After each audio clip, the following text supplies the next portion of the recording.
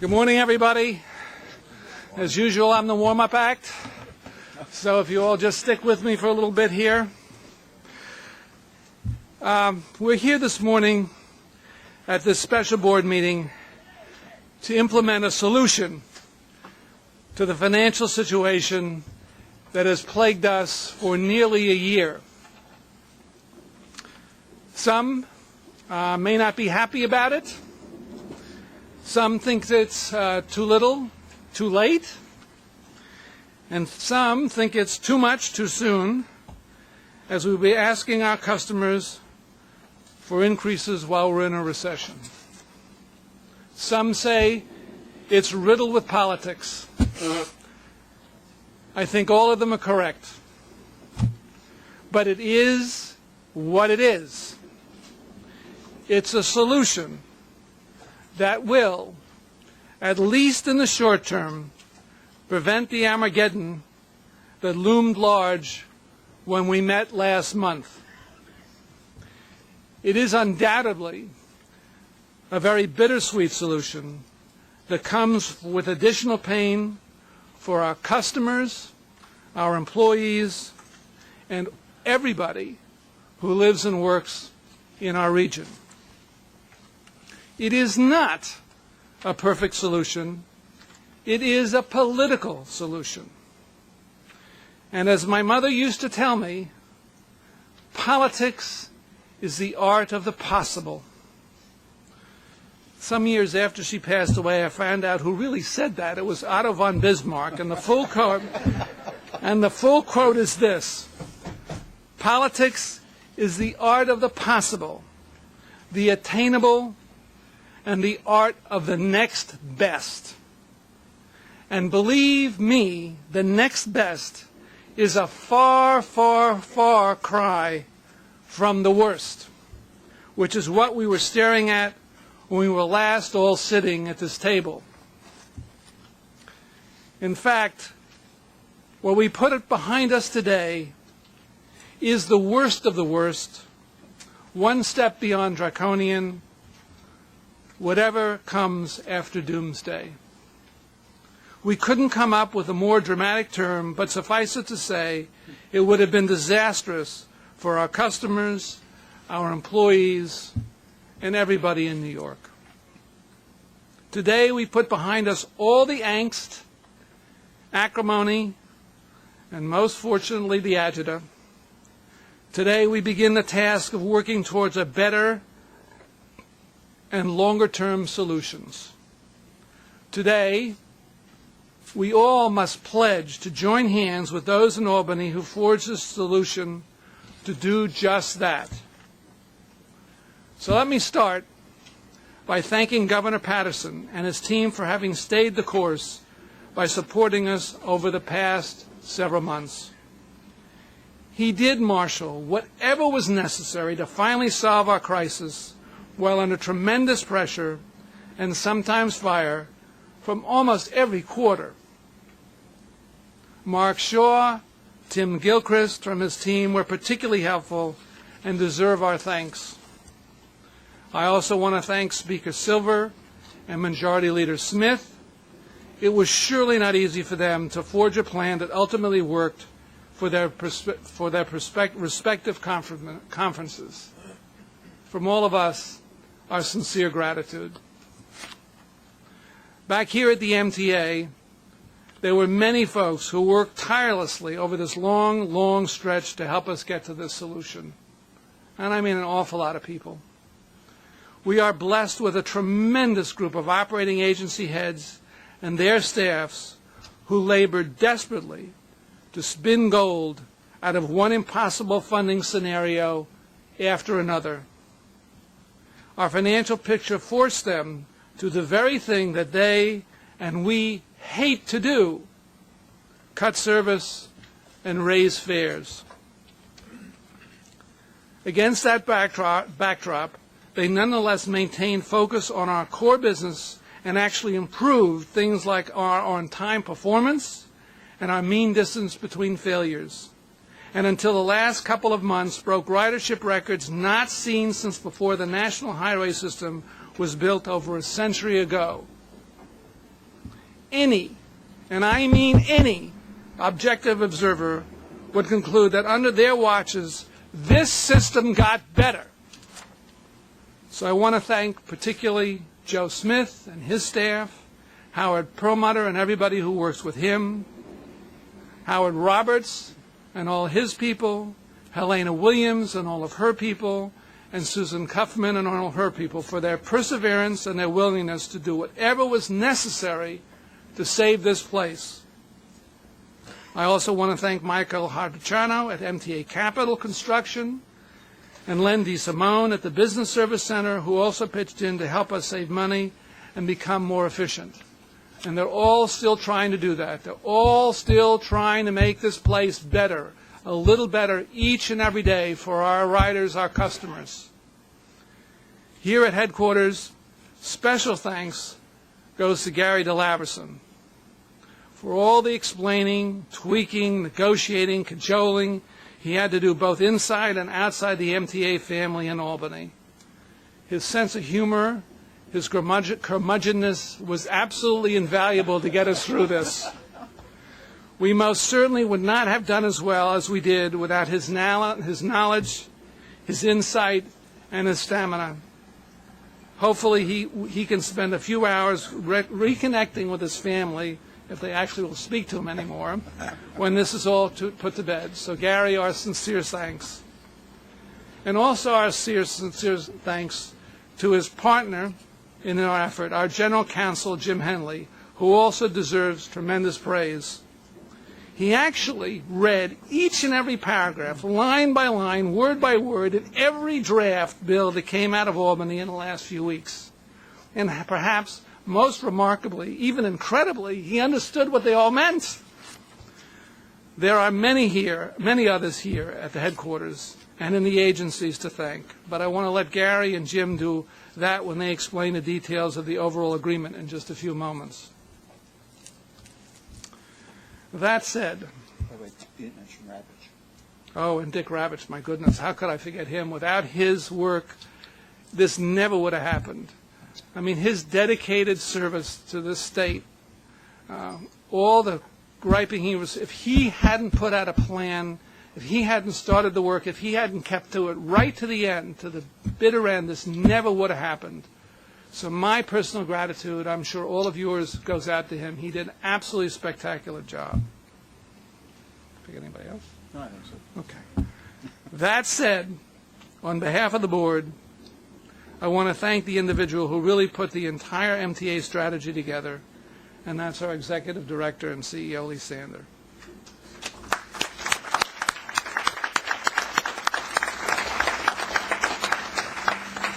Lee has done an unprecedented job here at the MTA.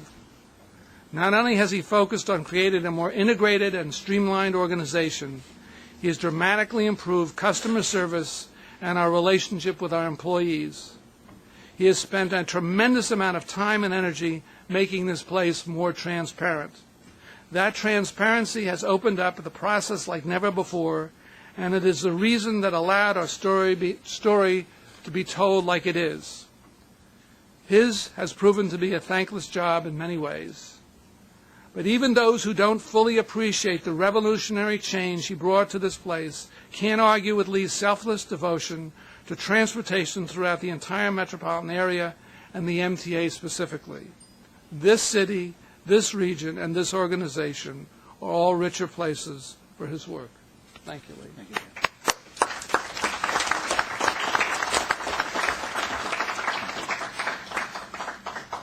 Now, I've left the board itself for last. Perhaps that's because I mentioned you all first last month when I sang your praises. I meant every word of it then, and I mean every word even more now. You have nobly, and I mean nobly, fulfilled your responsibilities to the public as you both probed and defended this organization when either course was needed.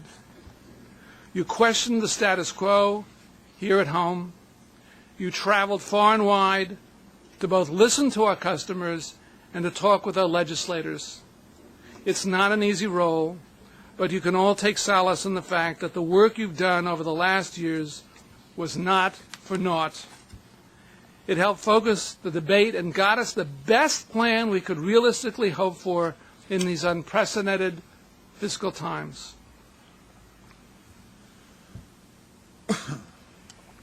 Finally, I was confirmed chairman on October 2007. At that time, I knew business, finance, real estate, a bit of politics, and I was a pretty good grandfather. Nearly 20 months later, I know a heck of a lot more about transportation and a whole lot more about politics. And I understand, too, that I, too, am here at the pleasure of the governor. This new law gives him wild latitude as to what he can do with the chair's position, and he deserves as much time as he needs to best fill the position in light of the new circumstances. If I can be of help in the interim or beyond, I'm ready, willing, and able to do so. But whatever role I'm ultimately in the next month or the next year, I pledge to all of you, this board, that I will be engaged in helping you achieve your missions to keep this place on track. Because I now understand what it takes to run this organization, to move millions upon millions of New Yorkers every day. And I've come to understand how critically important that is to me, not just as the insider chairman, but as a private citizen and as a businessman. Perhaps most importantly, I now understand that this is a tremendous yet frustrating and a tremendously understood organization. What people read in the papers or hear from our critics are about the times we stub our toes, rarely in that rhetoric balanced with the millions of on-time performances of our 70,000 employees put on each and every single day. They get 8.5 million people to work and back, to business, to meetings, to doctor's appointments, and to schools without incident. Unfortunately, it's human nature to remember only when something doesn't work, and in that regard, we're a very easy target. That said, with an organization as large as ours, there will surely be mistakes made. But as I've said before, the fact is that any audit will show all our employees, unionized or not, are overwhelmingly dedicated and hardworking. And it will also expose one of the most unfounded truths that suggests we have two sets of books. The courts have already proven we do not. It will once again reinforce the credibility of the causes of our current fiscal problems. It will also show, not surprisingly, that fuel, labor, equipment simply cost more, and that the revenues dedicated to adequately funding the system have simply not kept up. That is the reality. And if we take a pre-audit, a post-audit, or a forensic audit to demonstrate these things once more, well then, by God, let it come on. We'd like to show all of this. We have nothing to hide. We never have, and we don't now. So, everybody, I could go on, but I think I've spoken enough. Our job today is singularly focused to move forward and to keep the MTA rolling. Keeping in mind that we have the next best solution to implement, let us join together and make sure we take it and translate it into the best possible scenario for our customers and for our taxpayers. So let's get going. Doug?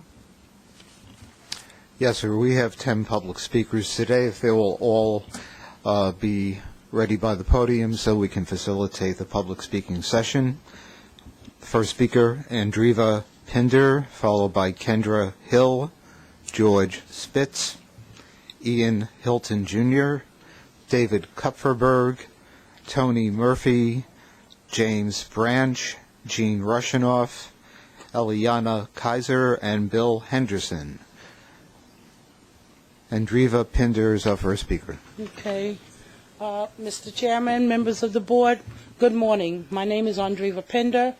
I am the Vice President for Stations for Local 100. I'm here to bring a statement to you from myself and Acting President Curtis Tate. TWU Local 100, we firmly oppose these service cuts you're planning to make. The Albany gave you a budget. gave you money which is going to avert the layoffs. For that, we're thankful, and we say thank you. But you're still intending to make service cuts, so you're intending to hit the public. The public needs people there in those booths to be their eyes and ears for their protection. I can't tell you, and this is from me as a station agent, the number of times that I've had people come from the street, because the stations are also not just for your riders, but your potential riders. I've had people come from the street seeking help because someone in the street was accosting them, shooting at them, and they knew there's a station here, I can come down here, someone is going to get me assistance. Someone is going to call the police for me because I'm injured, I've been shot. I've had people come to me say, I don't feel well, collapse in front of my booth. And I've meant the difference between them living or dying because I was there to get EMS because they were having that heart attack. Now you're going to close these booths. You're going to close 204 booths. Do you not realize what that will do to your customers? I mean, I don't know what you're thinking about, okay? This is wrong. You're impacting your riders in a negative way. And we're saying, what are you thinking about? What in the hell are you thinking about? Thank you. Next speaker, Kendra Hill, followed by George Spitz. Good morning. My name is Kendra Hill, and I'm a member of the Executive Board of TWU Local 100. I am a station agent and a participant in the Station Customer Assistance, or SCARS program. When the SCARS program started, the reason was to increase the human presence in the stations away from the booth. Now the newspapers are talking about ending the SCARS program and closing booths at the same time. In other words, cutting the human presence in the booths and cutting the human presence outside the booth. What is a customer who needs assistance to do? A MetroCard vending machine cannot help a parent with a stroller. A turnstile cannot give directions to a lost traveler. And cell phones do not work underground. Also, remember, those lost children are taught, go to the nearest station and a station agent will help you. The reasons are real why New York subways have always had personnel in the stations to assist customers. Trying to take this away is a way of telling riders, this system is not for you. These cuts should be taken back. Riders need us in the stations, and we should be there for them. Thank you, everybody. Have a good day. Thank you. Our next speaker is George Spitz. Mr. Spitz? Yes, sir. And you'll be followed by Ian Hilton Jr. and David Kupferberg. I have copies of my testimony for members of the board in case I'm cut off. Thank you. Mr. Sander, I want to thank you for your constant courtesy to me, even though I have been opposing your capital program since you have taken over, and I want to pay my regards to Mr. Hemmerdigger, whose mother showed me great kindness many years ago, and I hope he stays on. I can't reappoint Mr. Sanders. I would if I could. It's a matter of policy, not integrity, that we differ on, or ability. MTA board members should reject fare increases and tax hikes, substitute light rail for subway on 2nd Avenue, and end expensive deep cavern tunnel for East Side access. Please reject the 10% fare hikes, the 33% payroll tax, and other punitive measures authorized by the New York State Legislature. They will cause immeasurable harm to New York's economy, notably in offsetting any improvements from Obama stimulus measures. City and suburban employees, consequently, will have less money to spend in stores, restaurants, and recreational facilities, triggering substantial business closings and layoffs, and lessen the ability of hospitals, charities, and other nonprofits to serve the public. The prime cause of the MTA's financial dilemma is a stubborn insistence of a board, despite availability of reasonable and substantially less expensive alternatives in choosing the most costly construction method for East Side Manhattan mega projects. Please conclude your Promoted- remarks, Mr. Spitz. Well, Yes, please conclude your remarks. I directed some of the remarks towards Alan Capelli, pointing out, I'll just summarize, all the federal money that George Bush promised Carolyn Maloney, Congresswoman Carolyn Maloney, transit, is going to these two East Side projects.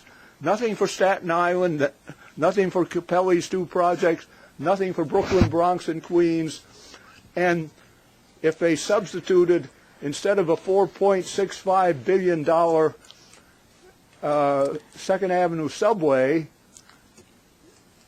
light rail would cost $500 million at the most, and they wouldn't need any money Mr. Spitz from would like to move on taxes, to the next fare speaker, increases, things or service cuts, and they would have enough money, $800 million left over, to help finance Alan Capelli's two light rail projects on Staten Island and Mill Basin in Brooklyn, other places. Mr. Spitz, we need to move on to the next speaker, What? please. Who's talking to me? I don't hear. I am over here, Mr. Spitz. We Okay. need to move on to the next speaker, My please. testimony is only one page, but I'd like to see that everybody gets a copy. We do. All right, We do. thank you. Thank you, Mr. Spitz. And lots of success in the future, Mr. Sander, and I hope Mr. Hemmerdinger is kept on by the governor. Thank you, Mr. Spitz. Ian Hilton, Jr., and then David Kupferberg. Good morning, ladies and gentlemen. My name is Ian Hilton, and I'm here today to offer a few suggestions on how the MTA can generate revenue to solve most of its financial problems. I believe that the solutions in which the MTA seeks can be found in the redevelopment of your advertising programs. My first idea for the MTA to gain revenue would be to install video units to the walls across from the subway platforms. Just like in the sale of TV commercials, where businesses will bid for particular time slots and pay accordingly to the potential amount of viewers, the MTA would now create a system to generate unlimited income where all of its profits will come from the sale of time. As an example, if the MTA had 10 LED screens at 10 different subway locations selling a 60-second commercial ad at $10,000, this would generate $1 million each minute for the MTA, providing enough income to fund the future capital projects. This will become a win-win situation for the MTA, as the financial burden will shift from the riders to the business who want to profit from the congestion. As a second idea, I believe that the MTA should create a kiosk that would allow navigational printouts to wherever a person want to go by bus or train. This much-needed program would encourage New Yorkers to travel to locations in which they would never have traveled before due to the uncertainty of transit routes and times. This, I believe, would increase the ridership to all the boroughs. Along with the kiosk, given the ability to print out navigational direction, I also believe it should give the ability to purchase tickets to any of New York's major tourist attractions. If the MTA were to implement this program, they would now have created 4 new ways to generate income, as well as increase the profits and participation to all of New York's major transit tourist attractions. If I may permit to continue with the ideas by the board? Okay. Briefly, please. First, the MTA will be able to charge the tourist attractions for their kiosk participation. Second, they will be able to add a surcharge to the tickets, as the users will pay for the convenience. Third, the MTA will be able to charge the users for obtaining the navigational printouts. And fourth, the MTA can use this opportunity to sell advertising space on the back of these printouts. Please summarize your comments, sir. Well, and ultimately, I believe that my suggestions will provide and be win-win solutions for the MTA, as its profits will be based on the sale of time, want, and need. Thank you. Thank you. Next speaker is David Kupferberg, and then Tony Murphy. Members of the MTA Board, now that the AABB will be repealed, I must repeat the TA's intent to use the pedestrianization of Broadway this coming Memorial Day weekend in order to eliminate a bus route in Manhattan, the M6, and all bus service on 6th Avenue from Worth to 14th Street, its heaviest segment, without a public hearing. With no guarantee of uptown C&E subway service during weekends, taxis will effectively be the only legitimate form of surface transportation on Southern 2nd Avenue. Look at map 1. This is the current service pattern. Go to map 2. This is what the TA wants to do without service. Go to map 3. This is my counter proposal. The northbound M6 would continue to operate via 6th Avenue, but operate southbound via 7th Avenue. The next step is to reroute the southbound M20 via 9th Avenue. As there would be better service coverage with the same routes, my plan would reduce operating costs. But there's a secret as to how it would work. I'll get to that later. The TA claim that they can't turn back the clock, as that the change would begin in 2 weeks, new schedules will have to be drafted, drivers will have to pick, etc., is hollow. If the state legislature could force you to repeal the AABB, you could do likewise with the TA. The claim that southbound buses may get bogged down as they approach Canal Street, as in my counterproposal, is also hollow. The rerouted southbound M20 at this area on Washington and Greenwich Streets are at the other side of the Holland Tunnel. Most traffic would be on the left side, whereas M20 buses would be on the right side. Now the secret. To do what's already done on Madison through 8th Avenues. Service duplication. The other 9th Avenue route in the duplication currently uses 2 depots. That route, in a few months' time, be less frequent and no longer need us the second depot. This would consolidate operations, i.e. reduce operating costs. This is why my counter-proposal is superior to the TA's. I asked for an action item duly approved by the MTA Board to maintain the operation of the M6 and hopefully endorse my counter-proposal. TA President Roberts and I have much in common. We want to reverse the policies of his predecessor, to restore the internal and external discourse, to allow the service planners to become the free thinkers they deserve to be, and that lies and stories never have more weight than the truth. Thank you, Mr. MTA Board, prevent the elimination. Thank you. Thank you. Next speaker, Tony Murphy, followed by James Branch and Gene Rushinoff. The origin of the MTA budget deficit was not a shortfall in tax revenues. It was $25 billion in debts to the banks. These banks have been given hundreds of billions of dollars by the government. And the question that I have from the Bailout the People movement, and the question on anybody's mind who's not rich enough to sit at this table, is why didn't you get that money from the banks? Why did you go to taxi drivers and schools in Long Island and payroll tax to fund this crisis, which is clearly a product of the money that you owe your friends on Wall Street? You should go to them and get the money. What role are the banks playing right now? If you've lost your job, the banks are doubling and tripling your interest. You may be being kicked out of your house because of the banks. Right now, there was an effort in Congress to give bankruptcy judges the power to modify loans. And it was the banks that prevented that from ever occurring. It made one of the senators, Dick Durbin, so upset that he said in a moment of frustration, the banks are running the Senate. Well, sisters and brothers who are watching, the banks are also running the MTA. The MTA is the 5th largest debtor in the nation. It's the only entities that owe more money to banks than the MTA are California, Massachusetts, New York State, and New York City. And in a couple of years, 20% of the MTA budget will be going to their debt service, will be going to debt service.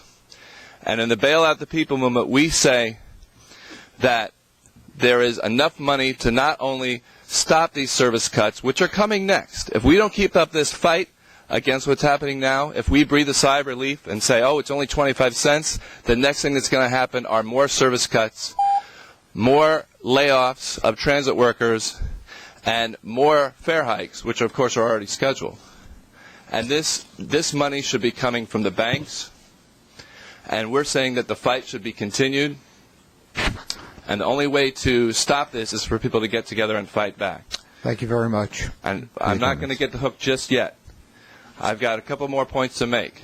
Please make them very quickly. I will do that. The Bailout the People movement is having an Economic People's Summit on May 31st.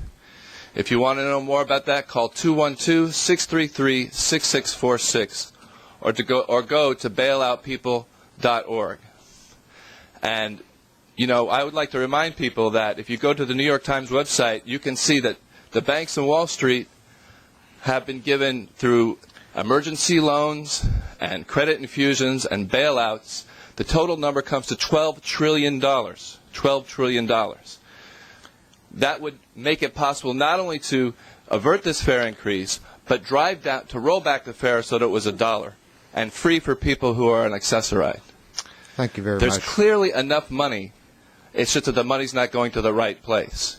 And sometimes people say, well, we have all this money coming from the government, but it's only got to go to capital improvements. That's the way things are organized. That's the way things are allocated. You have to follow that. Well, remember, before AIG went belly up, there was no appropriation for AIG to bail out AIG. They just found the money. And they could find the money if this body were not a collection agency for the banks. Please conclude your remarks. They could find the money to make it so that the mass transit system really served the people and not the banks. Thank you. Thank you. Our next speaker is James Branch, followed by Gene Rushinoff and Eliana Kaiser. Good morning, ladies and gentlemen, members of MTA Board members, and workers and related personnel. My name is James Branch, and I've been in New York for several years working on issues of our value system. Quite frankly, politics has its place, but, you know, creature of the state and the needs of people needs to be positively addressed. I'm glad that you ended this horror show as far as what was going on as far as the fare increase. It seems like New York has a very good system with MTA and getting the people moved from one place to another. Being from New Jersey, our fares are quite high, and for even $2.25, they're receiving a lot. Most recently, I sent a letter to Director Mr. Sussman in reference to a project that may help MTA, which is dealing with the health and handball interborough tournaments.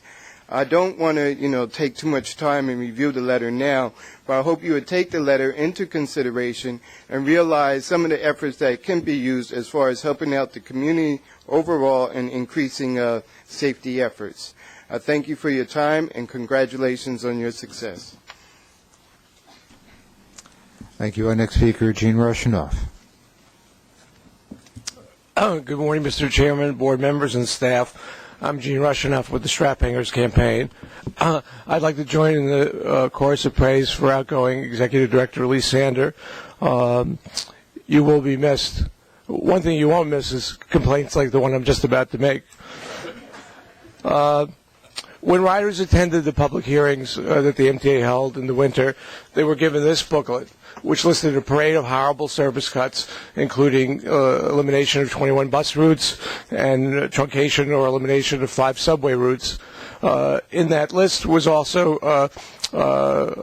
among the cuts were 570 station agents and about 30 booth closings at 78 booths at 36 locations, and reducing the hours of booths that are staffed at another 12. Anyway, like many people, I just assumed that if Albany came along and rescued you, that these cuts would be eliminated, including the cuts to the booths. But it appears now, however, that these are likely to go forward, according to transit officials. This is a big mistake, and I hope it's not true. The agents and the staff booths serve many important purposes. They provide security and a human presence. They serve as the eyes and ears of the system. They have the ability to communicate with the outside world, and agents give directions and assist customers, such as those that are handicapped or parents with strollers. Back in 2007, MTA New York Transit itself recognized their value when it wrote, New York City Transit developed the Station Customer Assistance Agent Program with the customer assistance in mind. In this booklet, transit officials now say that these control areas will be left unattended with low turnstiles. This is a recipe for fare evasion. And I believe in my bringing these station agents up, I reflect the views of a vast majority of your customers. Thank you. Thank you, Mr. Rushinoff. Our last speakers are Eliana Kaiser and then Bill Henderson. Hi, I'm here today on behalf of Assemblymember Micah Kellner. Thank you for allowing me to address the board. I'm going to pass around a more full testimony. Do I pass it here? Here? Yeah, for the board, because I don't have time to read it all. I'm here today to ask the MTA to address the disparate treatment of the 100,000 registered paratransit riders who take millions of trips each year through Access-a-Ride. These are riders with severe disabilities who are 3 times as likely as other New Yorkers to live below the poverty line. For most, this is their only transportation option. The MTA does not currently provide the same cost savings options to Access-a-Ride users it affords the general public who are able to ride the buses and subways. Regular users are given the option of buying preloaded Metro cards with bonus values, daily passes, weeklies, and monthlies. These bulk buying options save the non-disabled transit riding public hundreds of dollars each year and are provided to New York City residents who can get a better deal than the tourists, who generally pay per ride. None of these options are available to New York City residents who use Access-a-Ride. The provision of the Metro card itself is also an issue of disparate treatment. Unlike other types of transit riders, Access-a-Ride users must pay their fare in cash, and they must give exact change. This is extremely burdensome, and now that the fare is about to be a multiple of a quarter, it will become even more difficult for these New Yorkers. The Assembly member is confident that if the MTA is willing to make these issues a priority, solutions can be found and quickly, and he urges you to do so. Thank you. Thank you. Our last speaker today is Bill Henderson, PCAC. I want to take just a moment today. Thank you to the chair of the board and the employees for hearing us out.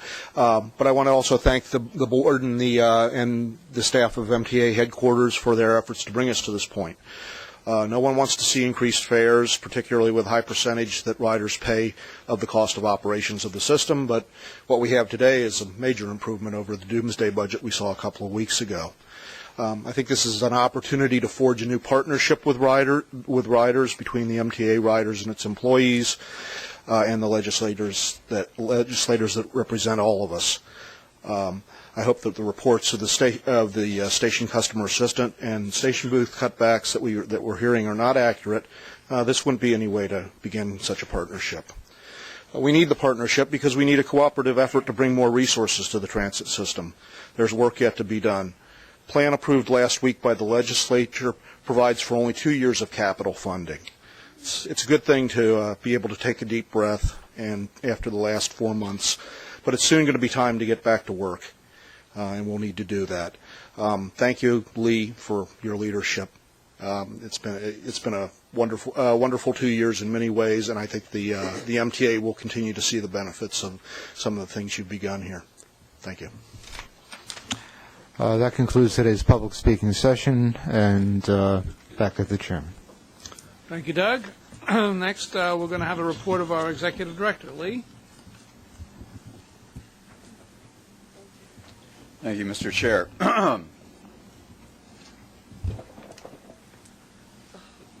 The past week was a momentous one for the MTA, and for me personally.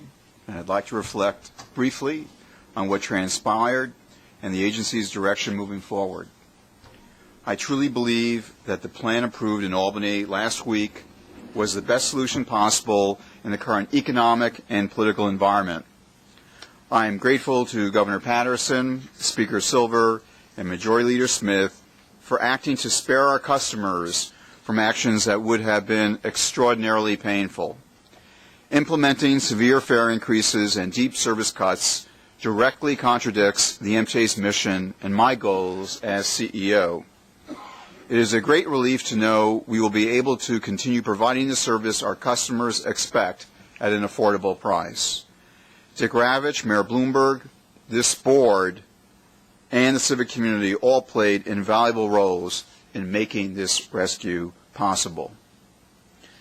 The MTA's capital program has been a personal priority since long before I took this job, and any plan that neglected it would have been a failure. While funding for a full 5-year plan would have been preferable, Albany deserves credit for addressing the MTA's short-term capital needs despite this economic crisis. This funding will allow the MTA to continue the core maintenance of the system and progress on East Side Access and the first phase of the 2nd Avenue subway project. It is our hope that an economic rebound will provide sufficient funding from current revenue sources to fund the final 3 years of the plan. If not, additional revenue will be needed to ensure the ongoing repair, maintenance, and expansion of the transit system that is the lifeblood of the state's economy. I have spoken many times about the risks of a return to the disrepair and disinvestment of the 70s and 80s, and I believe we have avoided that slippery slope for now. However, the risk will remain until there is a long-term commitment to capital investment. As I told reporters last week, our success in Albany is bittersweet for me personally. It is difficult to leave the MTA at such a critical juncture, but I am deeply satisfied that some stability has been achieved. It has been a tremendous honor to lead the MTA's 70,000 hardworking men and women, and I strongly believe that this organization is headed in the right direction. As long as the MTA operates an aging system, as the chairman said, it will be an easy target for politicians and customers riding on overcrowded trains. And I'll note, again, our ridership has increased over 50% over the last 10 years.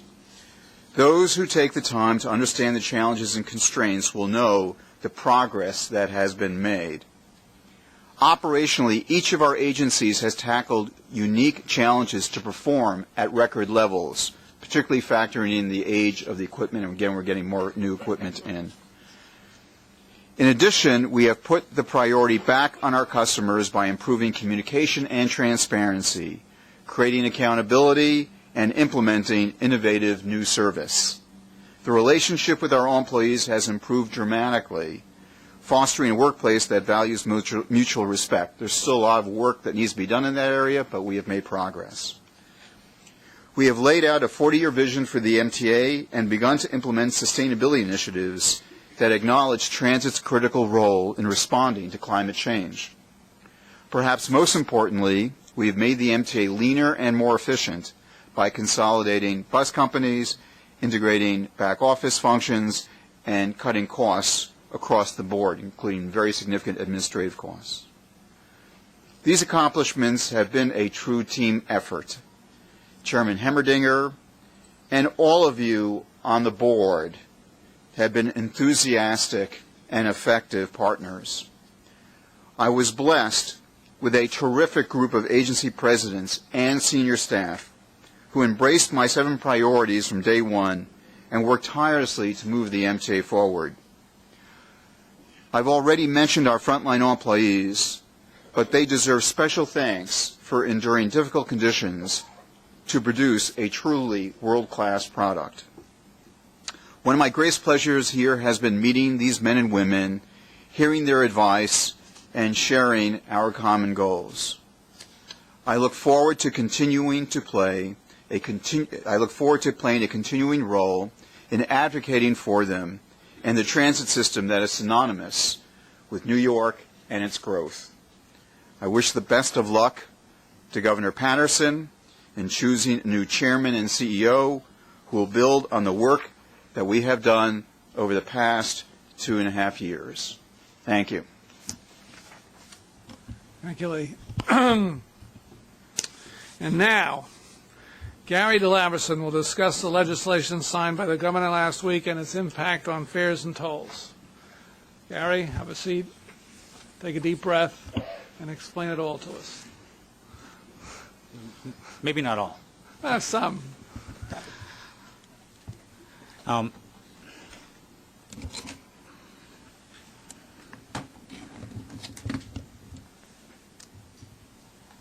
going to be as brief as I can be. Some of the details that we'll go through will be fleshed out a little bit in some documents that you'll be getting over the next couple of weeks. Some from Jim discussing in more detail the bill provision by provision. As you know, it's a long 80-page piece of legislation, and so it would belabor all of our time to go through it in great detail right now. So I want to sort of hit the highlights of the legislation, particularly with respect to the financial aspects as they relate to the specific action that you have in front of you, which are the tariff changes. So first, the legislation makes a series of changes to the public authorities law as it pertains to MTA in the areas of governance, transparency, and accountability. So first, with respect to governance, of course, it consolidates the chief executive authority into the role of the chairman, who would then have a new term commencing 30 days from the date of enactment. In addition, there are new requirements established for new board members with respect to experience, and also the removal provisions in the public authorities law as it pertains to the MTA add fiduciary obligations to the removal criteria for removal. In addition, codification of existing regulations and rules that have been established actually in consultation with MTA but with OSDC with respect to our budgeting, reporting requirements, all of which you're familiar with because we do much of this right now, have been codified now into the public authorities law. So with respect to our cycle, what it is that we must produce, how it is that we must produce it, and where it is that we must submit it and place it on the website are now codified into the legislation. In addition, there's now a requirement of an external audit, which will happen after the submission of our external auditor's report normally it's in the spring of the following year, so this would be in the spring of 2010 for the year 2009, authorized by the legislature. So the legislature will now perform this audit. This is the one that the chairman mentioned a few minutes ago, and then they have the authority on alternate years thereafter, depending upon at their discretion, to have additional external audits of our operations. Lastly, and with respect to this stuff, the legislation creates a new office, an Office of Legislative and Community Input, that the legislation provides for this to be an entity within the MTA appointed here at headquarters that will interact with the legislature and various community groups, particularly PCAC and others. And reporting requirements are also established with respect to this new entity. There are a host of other relatively small aspects, some of which are significant to specific groups. I don't want to minimize them, but again, I don't want to sort of go through line by line on the bill.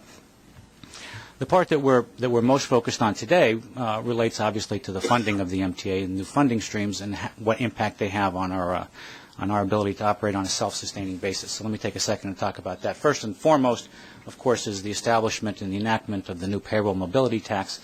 So this tax, based at 34 basis points, not 34% obviously, 34 basis points on all payrolls within the Metropolitan Commuter Transportation District, including self-employment, is the centerpiece of the legislation with respect to funding. And so let me take 1 second and talk about the impact of it. From a financial standpoint, it's very important to recognize two things. One, sort of the aggregate. On an annual basis, it is expected to raise approximately $1.5 billion a year, which is, needless to say, a substantial sum. Also importantly, it's a structure. Nobody likes taxes, particularly in a period of recession. But it's important to recognize that the legislature recognized the MTA's arguments about the need to utilize reasonably stable tax sources to support the MTA's needs. And so as opposed to many of our other tax streams, this one should be a relatively stable one because it's predicated across a broad geographical area, the entire region, and apply to all payroll. So we would expect this, as opposed to some of the other more volatile taxes that we have, like real estate, corporate surcharge, et cetera, to be a stable revenue source. So that's at $1.5 billion. In addition, the legislature and the governor have enacted the tax in a way that will allow it to be a quality credit, similar to our DTF credit right now. So those are two very positive aspects. We expect that in the first year of implementation, our calendar year right now, the proceeds from the tax will slightly exceed $1 billion. In addition, there's a basket of fees that the legislature enacted and the governor signed, legislature passed and the governor signed, on vehicle registration, supplemental license, and auto rental, which combined with the one that got more attention, which is the 50 cents on the flag drop on medallions in New York, yellow cabs in New York City, It is estimated that that basket of taxes, that basket of fees, will raise approximately $318 million when annualized, starting in 2010. It will produce obviously a smaller amount in the first year, the year that we're in right now. In addition, because those fees are phased in over the course of the next, I guess the last one comes in November. So in the aggregate, those will raise about $80 million in the calendar year that we're in right now. So those are the principal aspects of the funding. When you put them together on an annualized basis, it's about $1.8 billion in new revenue sources for the MTA, and that will produce about $1.1 billion in the year that we're in right now, so 2009. The effect of those revenue streams, when applied to the budget that you enacted, allow then for a series of other actions. So those include the reduction of the fare increase that you adopted at the March board meeting from the 23% yield, which ranged from 25 to 30% of actual fare increases, to the 10% that we'll be talking about in a minute. In addition, on a longer-term basis, it allows for the rescission, which is not before you today, but will be before you when we come back at the regular monthly meeting in later this month. The rescission of those reductions of scheduled service to the public. Those are still underway. The actual sort of production, and go through the list of the AABB to see what will come before you, but you'll see that during cycle and then at finance in later this month. Let me just mention then a couple of other... Did you just say those are still underway? The process of the bringing to you the actions that they're in the enacted budget, so right. Therefore they have to be unenacted. In other words, they have to be rescinded. Right. That process is underway. None of the actions are underway. The process of rescinding them is underway. That's what will come back to you at the May meeting. I'm sorry if I was unclear there. The financial plan, in terms of how that stretches out, and what you'll see as we sort of roll this into the documents, is the financial plan assumes a couple of things. It assumes, as you know from before, the worsening economy that we've described in some detail. The effect of these actions is that the financial plan will be balanced, through its entire plan period, with the increases, the fare increases of 10% that we described, and we'll go into detail in a second. In addition, additional fare increases are currently where the 5% was in 11 and 5% in 13. The plan now will assume 7.5% increases in 11 and 7.5% fare increases in 13 in order to maintain financial plan balance during that time period, taking into account, again, as both the chairman and executive director mentioned, the full funding of the 2-year capital plan at the size and scope that we've described in the past, which was predicated upon the old plan grossed up with inflation and the continuation of pace on the 2 mega projects. So that said, then let me turn to the tariffs, which is the purpose of the meeting. So there's a staff summary that's in front of you that provides for the tariff changes that we have to make in order to accomplish the changes. So we need to the easiest way to think about it is that we are replacing the numbers from the tariff changes in each of our entities, the MetroCard, Ford Transit, MAPSTOA, MTA Bus, and Long Island Bus, as well as the commuter rail fares, as well as the Triborough crossings.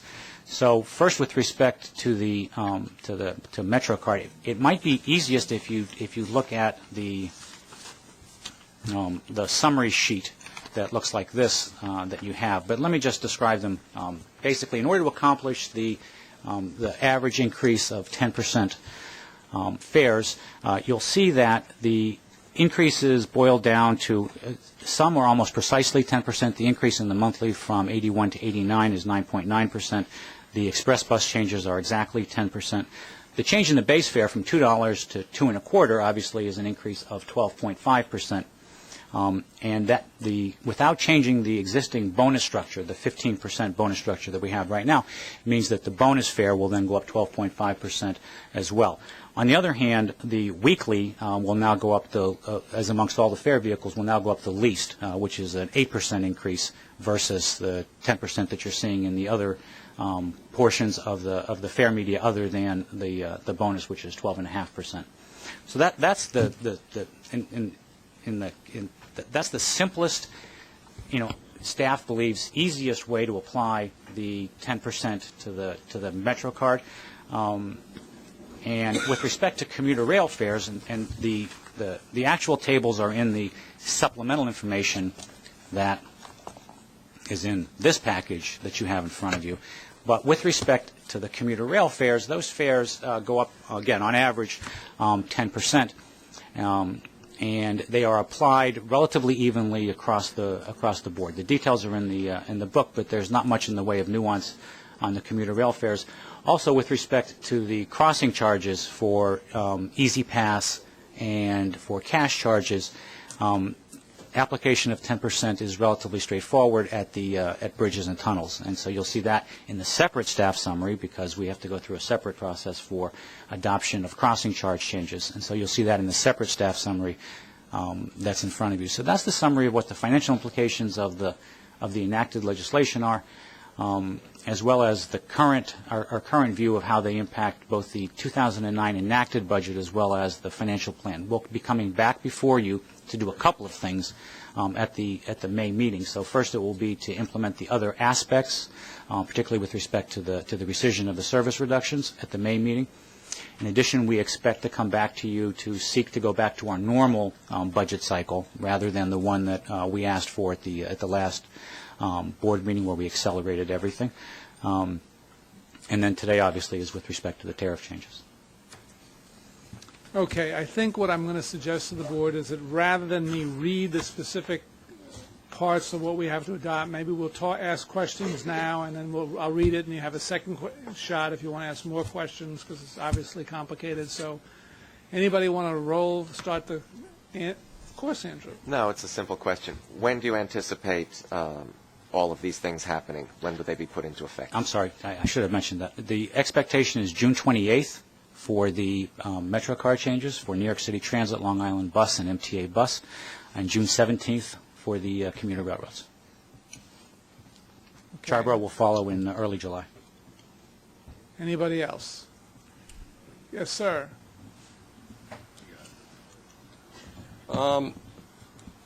What are the anticipated service cuts if we pass the new revenue program?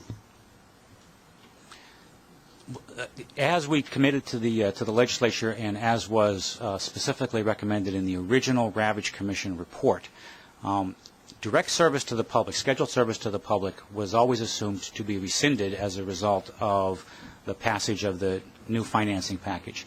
The way that this was handled with respect to the legislature was basically at an arithmetic level, and so the arithmetic of the scheduled service to the public reductions was shown as a reduction to the enacted budget, because that would be an add back, right? So it was a reduction, and so if you think about it this way, the original AABB list, which included service reduction but also included lots of other reductions, annualized to about $400 million.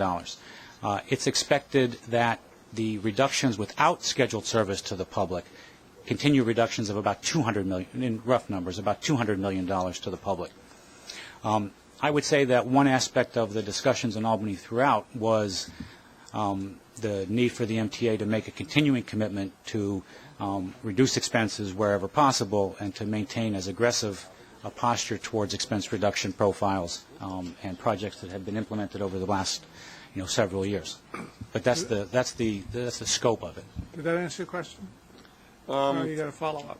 Well, partially, I guess that's about a 50% reduction in anticipated service picture. But does that include or not include the reduction of station agents and other personnel. And Sure. No, there's still a continuing reduction. There's obviously a continuing substantial reduction in headcount, since virtually all of our expense is headcount. So let me try to respond to your question in two ways. It's 100% of scheduled service to the public is restored, right? Embedded in the remainder of the reductions are a series of additional reductions, which we have to now go back with the agencies and fine-tune. But it includes the additional administrative reductions, which was the additional 5% in the across the board in the agencies. Those are typically non-represented, but those are all additional headcount reductions. Mm-hmm. There were additional OTPS reductions. Within New York City Transit, there were cleaning reductions and station reductions, including the SCAs, that is included in that which would not be restored. In the commuter railroads, it includes a number of initiatives, including cleaning and station changes that reduce station agent personnel that would continue to be, that aren't scheduled service to the public, that would continue to be reduced. But I would suggest that until we go back through the agencies and hit the financial target, which is obviously what's most important, is that we hit the financial target, it's a little difficult to say with any precision yet, because we haven't yet engaged that process. But that's what we have to come back to you for explicit changes to the budget. That's what will happen at the meeting in May. Thank you. Next, who else would like a question? Quick question. Jeff. Gary, I recognize that, yes, a bifurcated process for doing fares today, and so most of my questions will be in May. Just real quickly, are we rescinding the rescission of the residence exemption of Far Rockaway? I don't know if I said that right. We're rescinding the rescission of the exemption. It is, as part of the discussion that we had in Albany, we committed that we would bring to this was the resident quote-unquote discount, right, which is an elimination, quite a discount, is a board action. It's not a tariff, right? So just to refresh everybody's recollection, that's actually a board action. We committed that we would come back and recommend, only the board can change it, that we would come back and recommend to the board that that rescission is rescinded, so the discount or elimination is restored, and you should expect to see that as part of our commitment in May.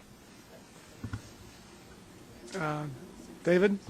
Gary, how does that work out for Nassau County residents traveling to and from New York City? Are we going to rescind that hike or differential? I'm sorry, Commissioner Mack.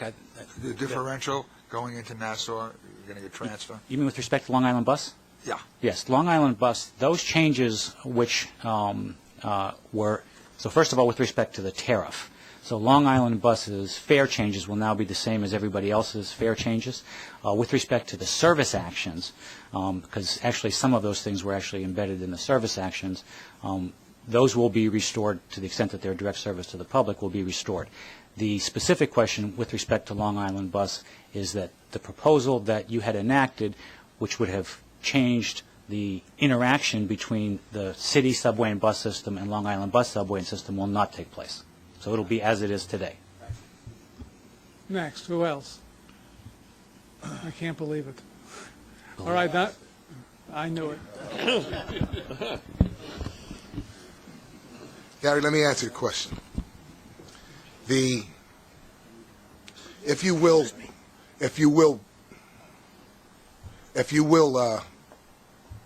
let's call it a bailout that Albany has put forth to assist the MTA,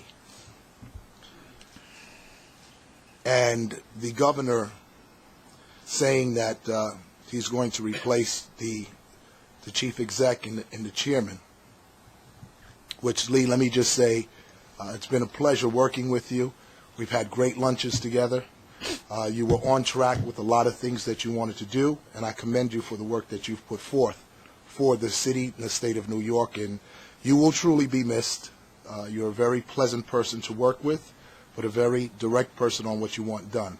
So wherever you decide to land on your feet, I'm sure they will welcome you with open arms. All right?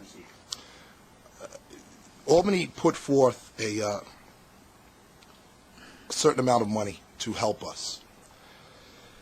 Let's say, for purposes of this discussion, that's all we use is the money that they gave us, which I said in the beginning, let Albany do their job and give us these revenues. So they gave us some revenues. Let's say, for purposes of this discussion, we do no elimination of services, no cuts, no increase, no anything else. That would leave us just a little bit short of where we need to be as far as this budget gap, correct? Well, a little bit like hundreds of millions of dollars. Yeah, but hundreds, okay, that's a No, little I bit, mean, right. yeah, well, that's a little bit short, hundreds of millions, but right about now, they've come through to help out the city and the state. What's our forecast if we wait 18 months or 15 months or even a year before we decide to increase the fare and allow the new chairman and CEO to come in, CFO and everyone else to come in, take a look at this, and then give us a projection from there? No. Well, the board obviously has the discretion to take any actions that it pleases, including either not changing the tariff or to change it to something other than what staff proposes. With respect to the question that you asked, though, no, 2009 would not be balanced. You would be outside of your obligation to pass a self-sustaining budget. The 10% fare hike, which raises, as you know, a couple $100 million, as well as the additional personnel reductions and other reductions that are embedded in the enacted budget that you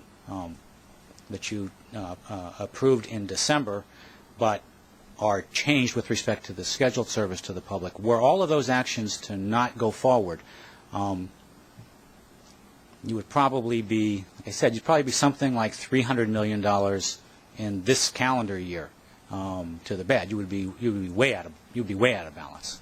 So you would have to take some other substitute actions. So with the money that they gave us that's going to be generated, and the doomsday that we had projected to the public, now we're rolling back on the doomsday and saying it's really not that bad because, you know, they gave us a few dollars. I'm still trying to figure out, why can't we just hold off, a little while longer to see what really develops here, as opposed to hitting the public, upside the head and saying, we got to do these fare increases, we got to close these stations, we got to consider layoffs. It still sounds like doomsday.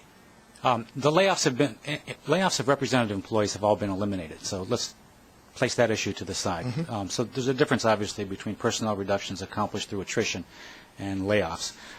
But from the initiation of the Ravage Commission's initial recommendations, which had proposed a series of fare increases which commenced with that which had been in the financial plan before, which was 8% and then 5% and 5% in the out years of the financial plan, which were that was the board adopted financial plan from earlier before the change in the economic picture.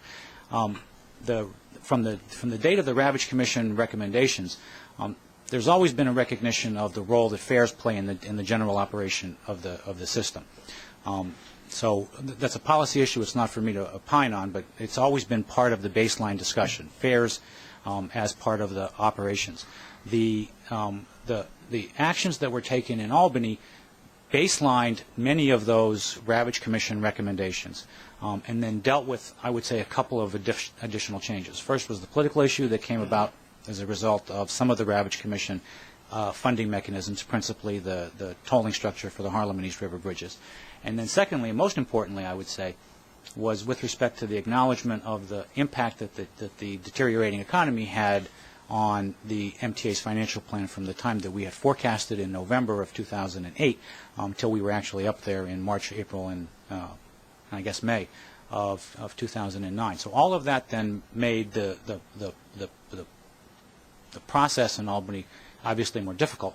What was important was that they hit the target number so that the actions required by you back here in New York on this day would be manageable in terms of impact that it had on the customers, as well as advancing all the critical needs in terms of the capital plan and the maintenance of existing service. So that's a really long-winded way of saying that the fares and continuing expense reduction program were always in some version of the discussion, and they've never actually dropped out. The difference here, the principal difference here, was a portion of the fare increase, the difference between 8 and 10, happened particularly as a result of the declining economy. right? So as more money fell out of the operating budget necessary to support the day-to-day operations of the MTA, it became necessary to come up with ways of doing that, ways of accommodating that. Some ways were accomplished through the funding streams, the new taxes and fees, and through the dates that they were implemented. Other aspects were accomplished through, again, the continuation of the expense reduction program, as well as the increase in the fares from 8% to 10%. Well, I get it, what you're saying, but from the Albany standpoint of it, and speaking to some of the legislators that I personally know, they said that this bailout was supposed to stop the increase completely. It wasn't supposed to move it, not even to 25 cents more. It was supposed to leave it at $2. So if they're telling me that, and you're telling me something different, then this still doesn't jive. Well, let me help it coincide. I can say without question that at the leadership level, in other words, at the governor, the speaker, and the leader, they understand everything that I just said. And at the press conference announcing their agreement, not the legislation, but their agreement upon the legislation, all of them acknowledged the continuing reduction program. All three of them acknowledged the continuing reduction program and the need for the MTA to continue to be as aggressive as it can in cost cutting, as well as fare and toll increases of 10% this year and 7.5% in 11 and 7.5% in 13, with the desire to mitigate those if the economy were to change. But with respect to the action in front of you today, at the leadership level, obviously I can't speak for whoever it is that you spoke with or any of the there's lots of members. I haven't spoken to all of them, although most of them. But at the leadership level, I think without question it was acknowledged. Okay. All right, what I'd like to do is I've got three motions. We've got to go. I'd like to go each one and then give you a chance in the discussion if you want to go further and ask more questions, but let's at least keep it rolling. So let me start with the first motion. The first matter requiring the board's action is a rescission of the fare increases adopted on March 25th, 2009, and the adoption of the revised fare increases. The adoption of the resolution contained in the board materials will allow the MTA agencies to stop the implementation of the March 25th fare increases and instead implement the revised fare increases described in the board materials. May I have a motion to adopt the resolution? Move. May I have a second? Any discussion? Another chance. Mr. Chairman, if I might. Wait a second. I think I got call first. Go ahead, call. Yes, I'm going to vote against this. From Rockland County standpoint alone, is that we're paying in way more than we're getting in services, and this has been going on for years and years and years. And this payroll tax has just put it over the top. So I just wanted to make that a point and tell you that that's how I'm going to vote. Susan? First, I want to thank Elliot Sander for being the consummate transit professional and for leaving a mark on this institution that will last a very long time, very positive mark. And I thank the chairman for his leadership. I thank Gary DeLaverson and Jim Henley and the staff. I know how much scrambling went on around here to try to come up with this, and I recognize that this is the best deal that the MTA was going to get. Nonetheless, I am deeply disturbed by three aspects of it. The first, Carl has spoken to. The payroll mobility tax puts an unfair burden on my county. We already send more money to the MTA than we get in equitable service. There's a discrepancy between the amount of service we get and the money that we send. This will make that worse.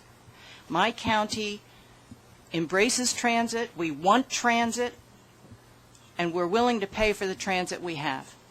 But don't keep taking money. The second aspect just puts a little salt in the wound, and that is tolls. We don't have any alternative other than to pay tolls to get to Manhattan or to get across the river in any way. So that's a double burden for me. The last is a governance issue. The legislature has commented on our need for a greater fiduciary responsibility. And as much as I trust staff here, I'm now being asked to vote on an issue that has to do with changing a fare when the budget that I already approved and I had in front of me required the prior fare increases. That is not fiducially responsible in my mind. I very much regret, because I understand that none of us want such huge fare increases and such service cuts, but I too will vote against this. Thank you, sir. Rich. Thank you, Mr. Chairman. It's interesting how a discussion relating to fares and tolls never mentions the one word which has been the policy of the state of New York for the last 44 years, and that word is subsidy. This entire discussion for the last 8 months, 12 months, and 44 years can go down to one question. What percentage of the cost of the ride should the rider pay? That's the only question there is. Whether that's on the subway system, or the bus system, or Long Island Bus, or the commuter railroads, what percentage of the cost of the ride should the rider pay? It's been the policy of this state for the last 45 years that the rider should not pay the entire cost. That others, starting with those people who go over the TBTA toll bridges, which is why the toll is what it is.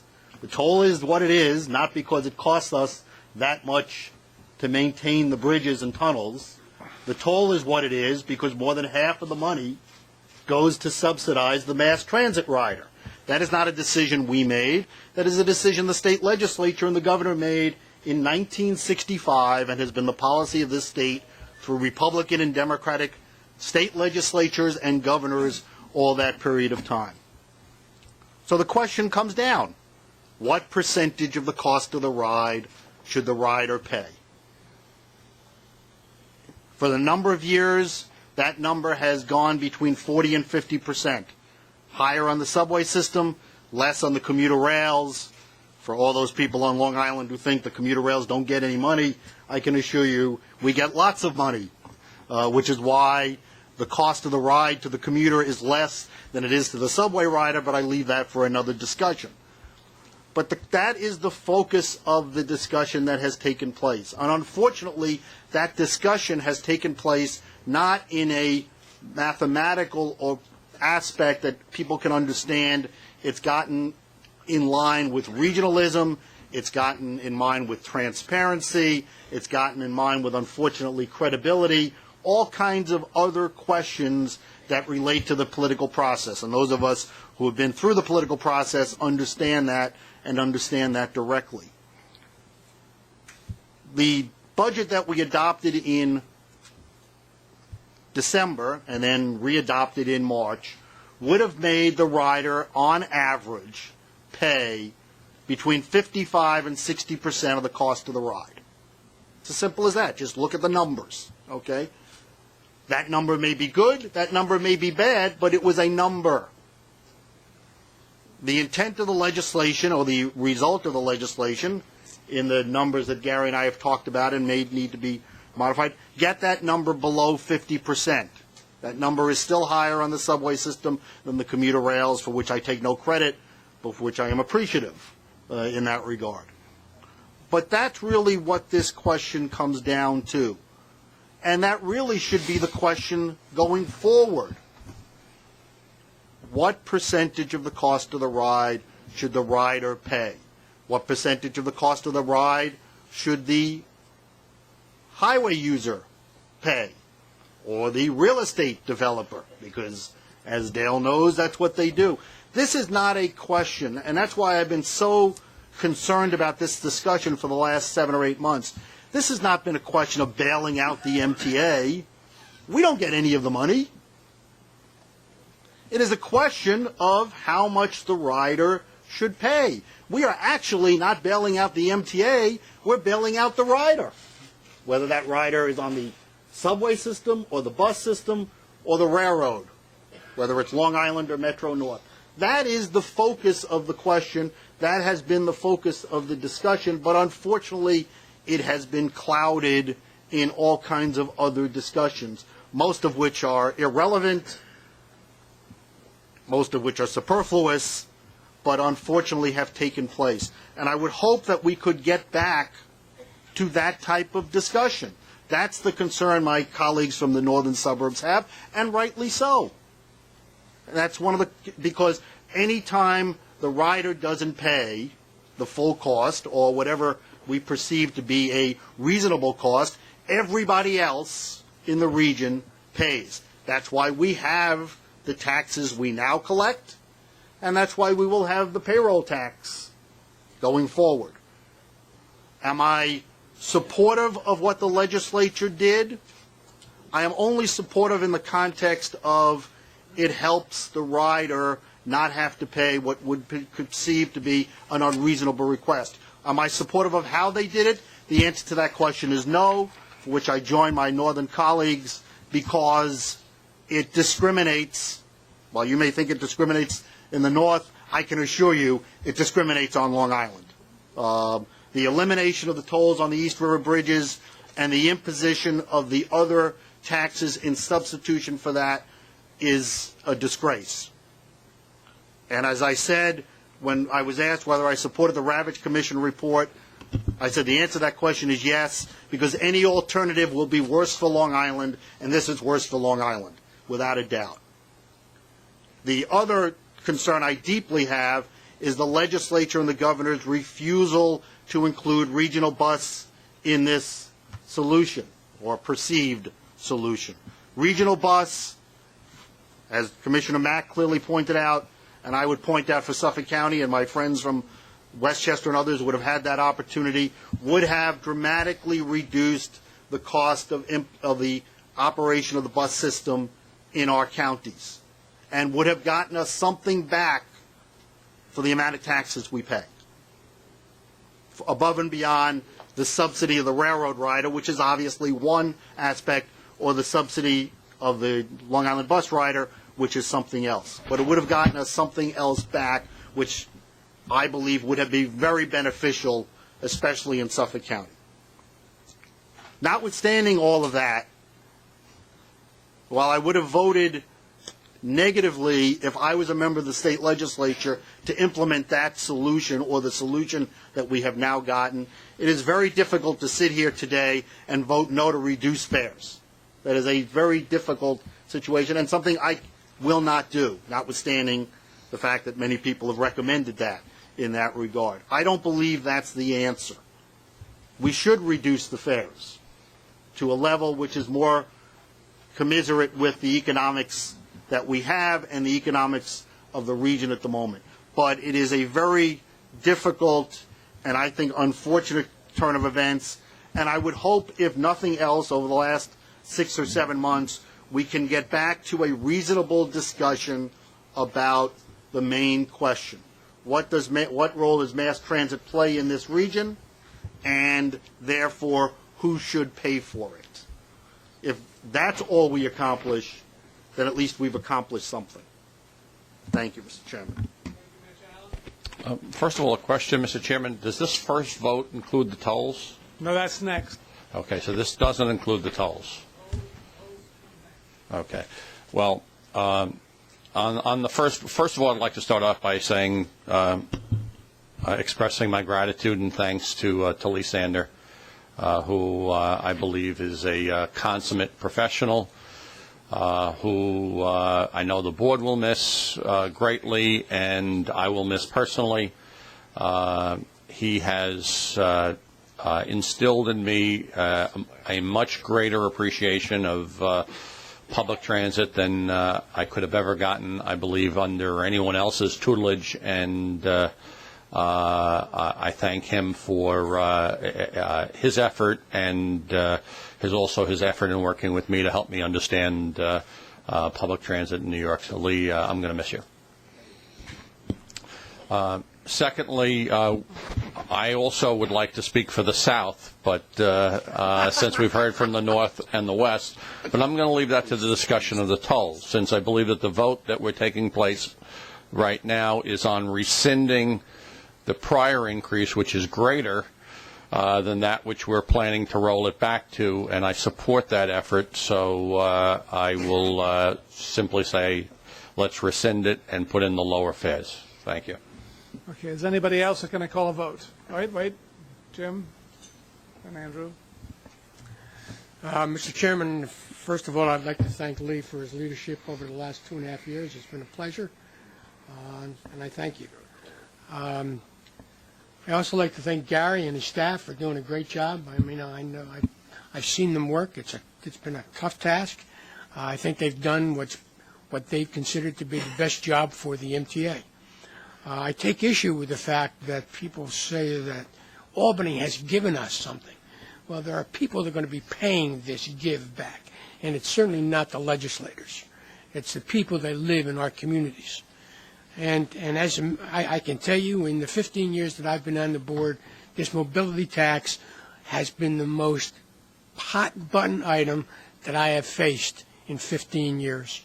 And it really polarized our 4 counties, because before there were issues that Orange and Rockland didn't receive the services. This is one issue that brought us all together. And I can tell you that it has created an atmosphere in our 4 counties that really has I guess undone a lot of the good that has been done over the last 10 years. When I first went on this board, the MTA was a big gorilla in New York City. And I think slowly but surely, we developed a rapport with our communities up there, that we were partners in their community. That I think has gone somewhat downhill in the last 6 months. And it's going to take us a while to get that back. So I'm going to vote with my fellow county commissioners from the north against this issue. Thank you. Andrew? Nobody likes to vote for higher fares, obviously, but the package that's before us today is a whole lot better than the package that was before us the last few months.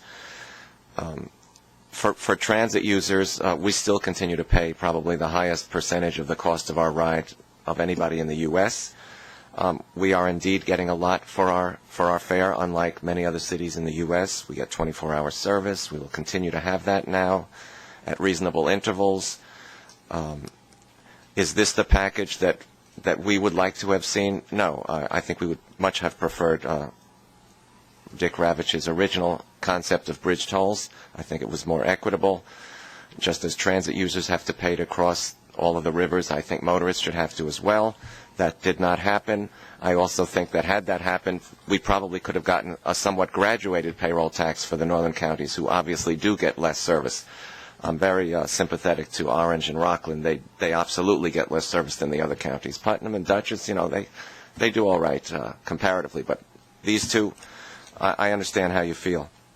If I were to have to vote today, I would certainly I would vote for this package. I'm also mindful of Gary's language, scheduled service to the public. Yes, that's being rescinded, but cleaners and booth agents are definitely service to the public, and we don't know what's happening and what those levels are going to be. And, dirtier stations and more dangerous stations and fare evasion and crime and vandalism is not something I think anybody would look forward to. If the roving station agent program isn't working, then I certainly support putting them in the booths where they have immediate access to a telephone to help someone out and where they can be located and where everybody knows they are. But to remove them completely in some locations, I think, is a huge mistake.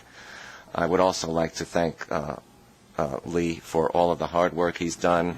He's made some very important changes that I had hoped I would see while I'm observing the transit scene. And I thank you so much for those, such as through routes from Connecticut to the Meadowlands for Giants games. Let's hope that goes into regular service as well. Real-time text alerts for people. Just the list goes on. So, Lee, I'm sure you're going to land on your feet. You are a talented individual. I'm sorry to see you go. But I think the package that's before us today merits approval. Andrew. Nobody likes to vote for a large fare increase, which burdens our riders, and at the same time, nobody can be happy about this huge state bailout, which is funded through substantial tax increases at a time when our economy can least afford it. Unfortunately, if we don't quickly take steps to change the way we do business here at the MTA, we will be right back in the same position where we found ourselves in.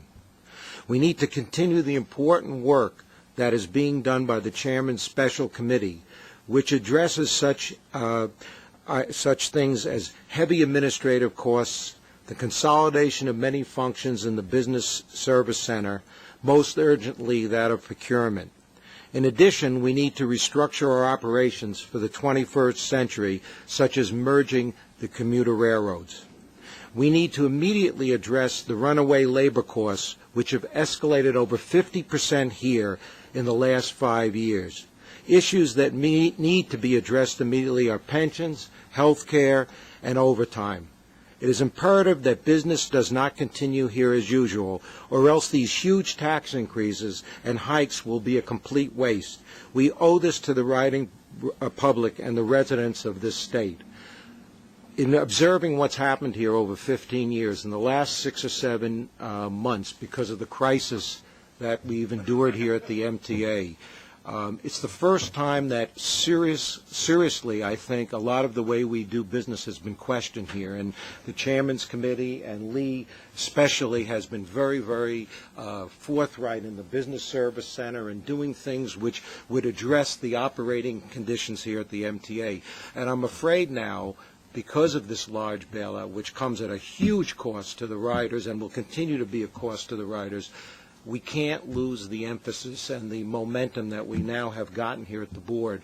And I think that's the board's responsibility. The legislature, the governor rightly said that it's important for the MTA to really stay focused on how efficiently we run this operation. That's our responsibility, and as your chairman of the Finance Committee and a commissioner here, I intend to really pursue this along, hopefully, with a lot of my fellow commissioners. This is serious business, and I think Dale and Lee have set us on the right course, and we need to make sure we continue down that road. Thank you. Excuse me, Jim, before you start. Dale, I have a previous commitment. Can you record my vote as a no, or do I have to?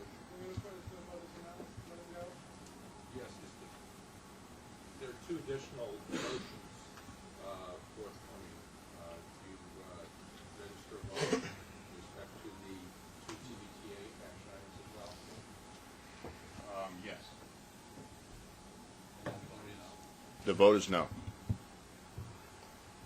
You're gone. Your vote is. Wait a minute. I got Jim over here, and then I got Doreen. I'm still going.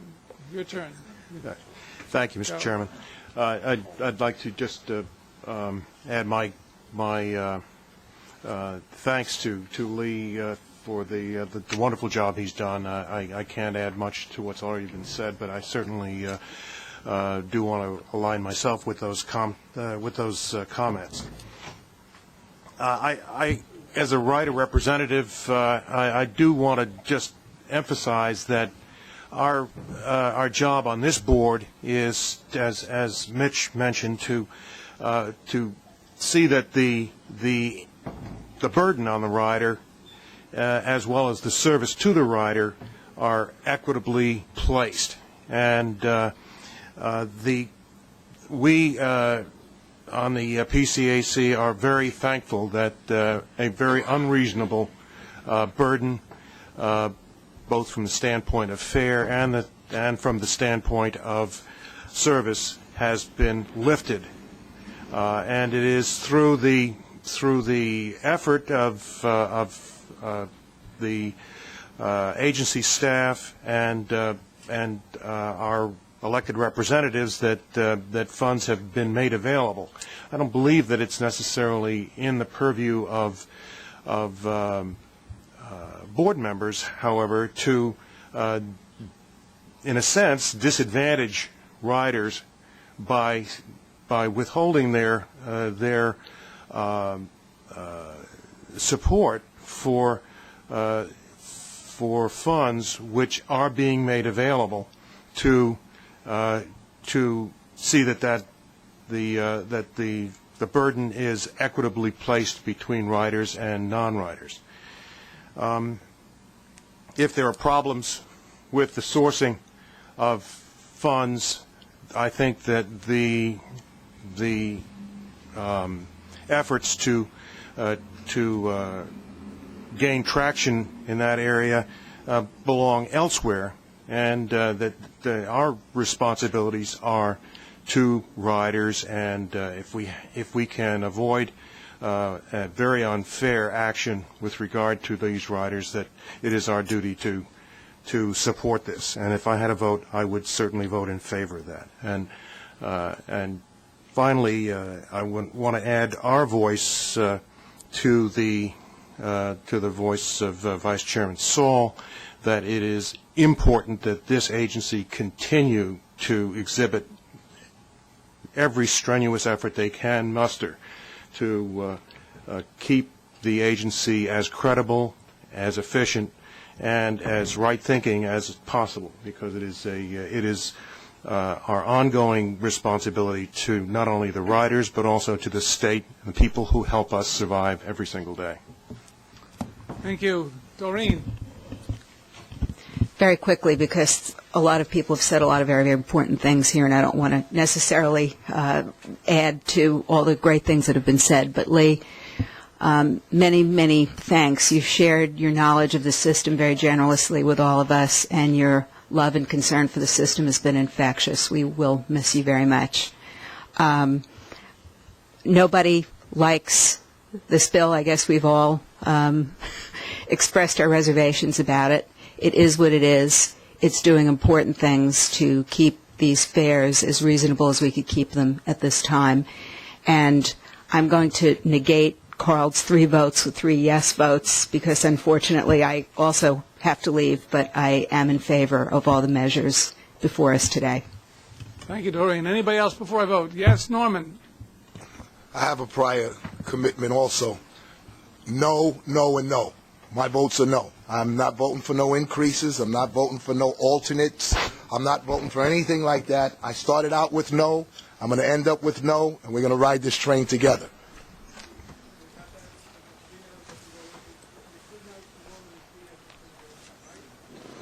Can I have a vote with the rest of us would like to vote on this? May I be excused, Mr. Chairman? Yes, sir. Thank you. All those in favor? Aye. Raise your hand so we get a careful count, please.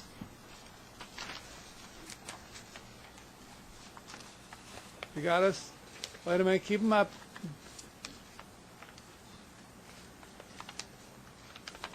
Everybody got it? We got them, Jim? Let me give it opposed. All those opposed? Okay. Norman, you're already recorded. Okay, you're okay. I'm just trying. I'm trying. Yeah. No two votes. Forget it. Okay, you got it. So you have Carl, Mr. Bickford down there, Susan, Jim. Are we okay? We got it? The motion carries. The motion carries. Okay, next one. Now we're doing the next 2 matters relate to the proposed increases in the crossing charges of the TBA bridges and tunnels. It's the same thing, but we got to do 2 votes.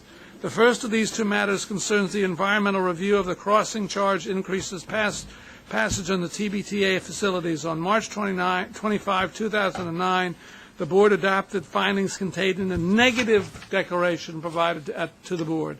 At this time, the Board must re-adopt the negative declaration and authorize the President to re-execute, file, and publish the negative declaration. The resolution adopting the negative declaration and authorizing the President to re-execute and file it are found in the Board materials. May I have a motion? May I have a second? Second. Anybody want to talk about it? All those in favor? Aye. Count them up. That's unanimous. No, Norman voted against. And Carl voted against. You got him, Jim? Yes. Anybody opposed? Okay. Commissioner Seabrook's vote will be No. No. Okay, is it passed? Jim, is it passed? Yes. Resolution passed. And Carl Voltendite also voted negative. Okay, our last resolution, our final matter is the Board's adoption. Stick with me, just we're almost done. Our final matter is the Board's adoption of a resolution rescinding the Board's March 25th action regarding the crossing charges and authorizing revised schedule of crossing charges. The resolution is found in the board materials. Adoption of this resolution will allow the TBTA to stop implementation of the crossing charge and schedule approved on March 25th and to take all necessary actions to implement a crossing charge schedule included in the board materials. May I have a motion? Move it. May I have a second? Anybody want to talk? Alan.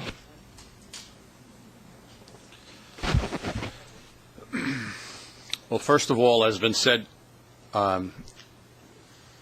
earlier, this is not a perfect plan, and by all means, it's a whole lot less than perfect. But as the chair indicated, it's the only plan that we've got, and that was possible as a result of the desperate fiscal times that we're in. I would like to commend the governor for his foresight in recognizing the problem last year and putting forth a commission that did some serious work, that made recommendations that, while not making everybody happy, was probably the least imperfect of all of the plans that were out there. That plan included tolling the East River bridges. Now, why am I bringing this up? Well, speaking for a borough, and not just speaking for the whole system, but speaking for a borough here that is surrounded by bridges, the public policy discussion that took place in the legislature over the past couple of months, suggesting that it's okay for some parts of the region, and specifically some parts of the city, to have to pay tolls, and for other that it would be unfair to impose them on other parts of the city, has inflamed the residents of Staten Island, who have no other option, who have very little of a mass transit system, who have no subway system, who are completely dependent upon bridges and tolls, and view this action that has taken place by the legislature as a complete slap in the face to them, and as I suspect to the residents of the northern counties and the residents of Long Island and some parts of the city as well. There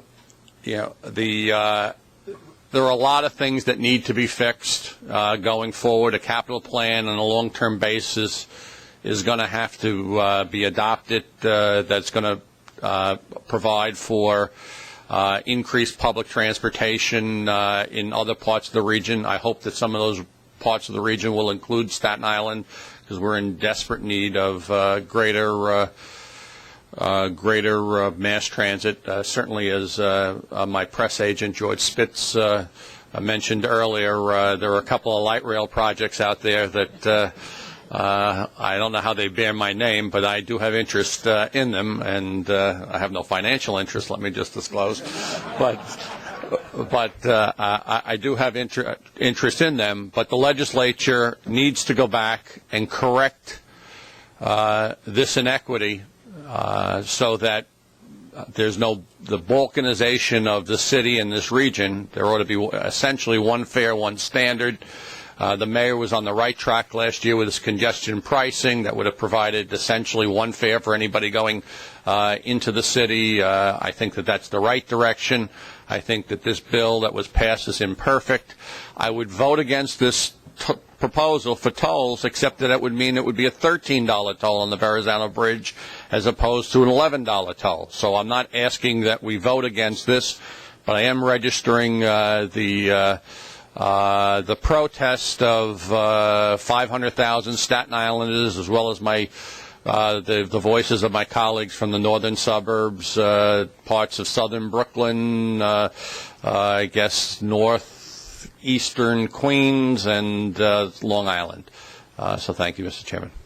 Would anybody else like to speak on this? I'd like just to add that you were all extraordinarily eloquent, all of you, in explaining what you weren't happy about, what you were happy about. I think you all made it very clear that this is a very imperfect solution. It's my mother saying again, politics is the art of the possible. This is what's possible.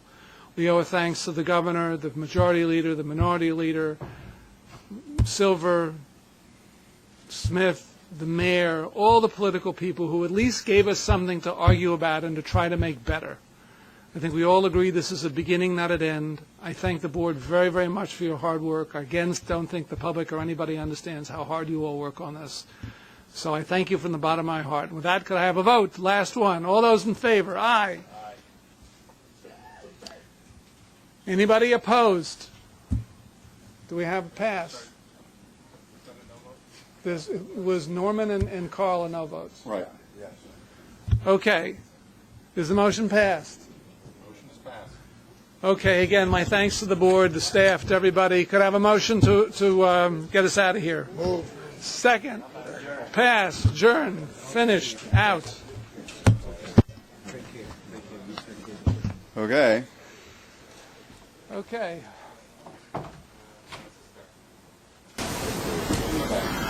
Chairman, you sort of intimated that you may be on the way out. Has the governor asked you to step down as well? No, he hasn't asked me to step down. He has not asked me to stay. What he asked me to do is to stay and do my job until he resolves what it is he chooses to do. Yes. Can you explain, Nelson Smith at the announcement last week of the plan said that there will be no union layoffs. I want to know if the types of things you're thinking about, spoken for cutbacks, etc.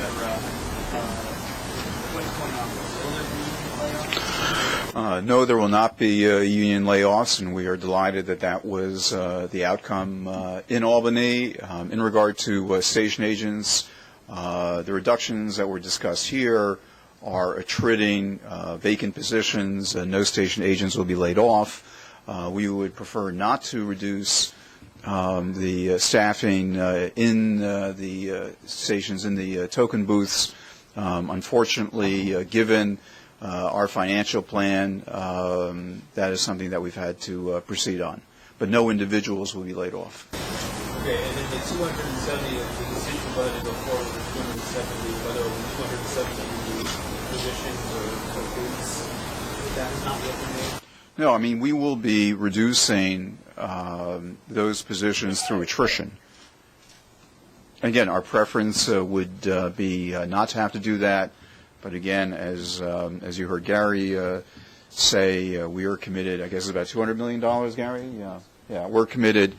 What we called AABB, $200 million of reductions, and if there was some way that we could find those funds without making those reductions in the staffing, then we would do that. Very hard to achieve that kind of a figure without hitting the station agents. I wish we didn't have to do it. Are you happy about today's actions, or somewhat in between? I'm sorry. Are you happy about today's actions, cited, undecided? Is that for Dale or for myself, or both, Mr. Chairman? I don't know how you can be happy about raising fares. I don't know how you can be happy about trying to find $200 million worth of reductions. It's going to cause people to lose jobs one way or the other. There's nothing to be happy about. I'm going to go back to what my mother said. You know, politics is the art of the possible. The governor, Malcolm Smith, Shelley Silver, the mayor, all did their best to find a solution given all the problems they had. They were under tremendous pressure. We all would have liked to see a different outcome. It's the outcome we've got. We've got to work with it and do the best job we can for the riders. That's what we're here to do. So we'll take whatever was given to us and try to make it the best we can. I hope that, it's very clear. Who can be happy about raising fares? Who can be happy about letting people go? That's not something to be happy about. We're not letting people go. Go ahead.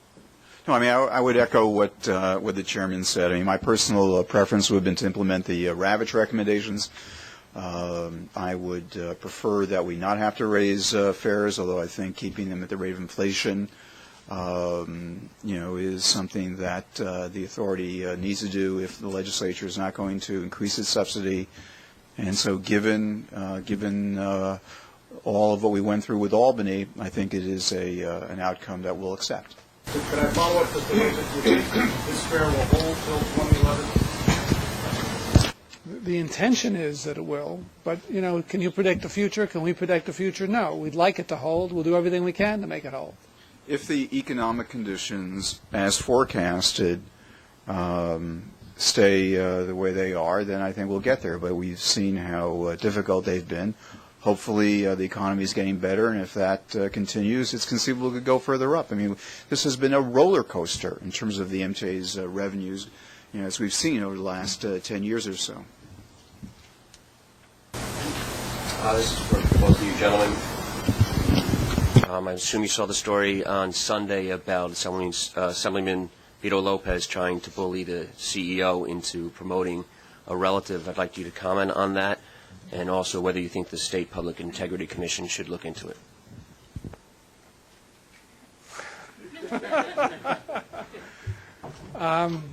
Let me say I don't think anybody bullies the MTA, so I think that's clear. Whether the State and Public Integrity is, that's their call. That isn't our call. I would echo. I'm not familiar with with that, and I don't comment on personnel matters. This is a question for Gary. You said earlier that the payroll tax was structured in such a way that it's similar to the DTF credit. Will the MTA be seeking a new credit rating on this new credit, and will there be bonds sold against this as a new credit, and how soon? Our expectation is it will be another credit in addition to the 3 that we already utilize. In terms of when, where, credit ratings, et cetera, the taxes aren't even collected for a number of months, and so until the taxes start being collected, transmitted into the special account, we begin to get a good sense of whether or not our projections are close, which we expect, and so we can start to make judgments about coverage. We obviously wouldn't seek to establish the credit until well after that. But there's no anticipation of utilizing it as a credit, for example, in calendar year 9. Of course not. And do you think that it'll support the $6.8 billion that the Senate said it would? Oh, sure. Yes. Yes. It's clear that the MTA Board at least thinks that there's further administrative cuts to make as far as combining railroad administrations and things like that. Why is there a choice then to get rid of the station agents instead of look at those options first? Well, first I would say, and the chairman may want to speak in terms of his interpretation, it's his board. I work obviously intimate as CEO. I think that the board, my interpretation is that the board obviously wants us to move aggressively in administrative savings. I think there are different opinions in terms of the railroads. Commissioner Saul feels that we can combine the Long Island Railroad and Metro North. There are others who feel that you can do things like business services and things like joint procurements that may achieve the same objective. So just would be careful in terms of who you characterize as what. Then in regard to, as we're doing that, why station agents? Again, I think both the CFO's judgment and my own were that in terms of achieving $200 million worth of savings, that while we've had very aggressive cost cutting in the previous years, and what we set out to do to achieve $200 million, would that include station agents, I think, in terms of New York City Transit, would decimate New York City Transit. And I think that there are two things. One is that we have an obligation to meet this budget that the state legislature put forward. And the second thing is that the other things we're working on take a long time.